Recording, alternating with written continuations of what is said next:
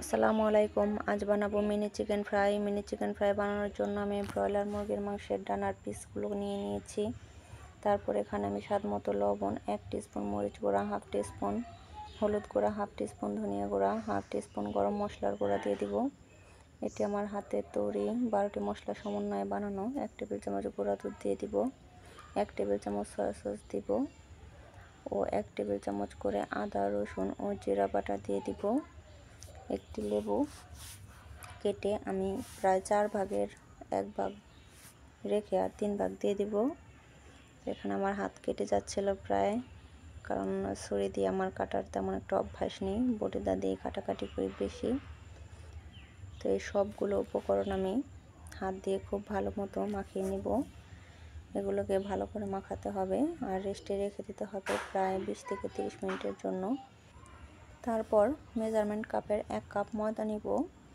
ময়দার মধ্যে আমি এখানে স্বাদ মতো লবণ দিয়ে দিব। তারপর 1 চা চামচ মরিচের গুঁড়া দিব ও 1 টেবিল চামচ কর্নফ্লাওয়ার দিয়ে দিব। সাথে 1 চা চামচ গরম মশলার গুঁড়া দিয়ে দিব।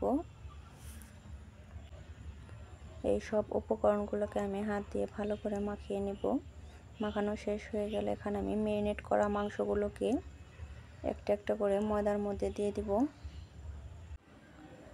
যেহেতু মাংসের পিসগুলো যথেষ্ট ছোট ছোট ছিল, তাই আমি এখানে 4টা 5টা করে দিয়ে দিয়েছিলাম। তারপর এখানে মাংসগুলোকে আমি 30 সেকেন্ডের জন্য পানিতে চুবিয়ে আবার উঠিয়ে আবার ময়দার মধ্যে ভালো করে কোট করে নিচ্ছিলাম। তারপর ঝাঁকিয়ে ঝাঁকিয়ে ময়দাগুলোকে আমি ছাড়িয়ে নিচ্ছিলাম। সবগুলো মাংস আমি একইভাবে রেডি করব। এরপর চলে যাব চুলায় ভাজতে। এখানে ভাজার জন্য আমি পর্যাপ্ত পরিমাণ তেল দিয়ে দিয়েছিলাম। তেলগুলো ভালো মতো অবশ্যই গরম করতে হবে। তেলগুলো গরম হয়ে আসলে এখানে মাংসগুলোকে দিয়ে দিব।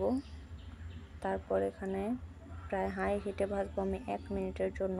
1 মিনিট পর আমি উল্টে দিব। তারপর আমি চুলার হিট কমিয়ে লো আঁচ করে দিব। তারপর 10 থেকে 15 মিনিট ভাজবো। তৈরি হয়ে গেল আমাদের চিকেন ফ্রাই। এটা ছিল মিনি চিকেন ফ্রাই।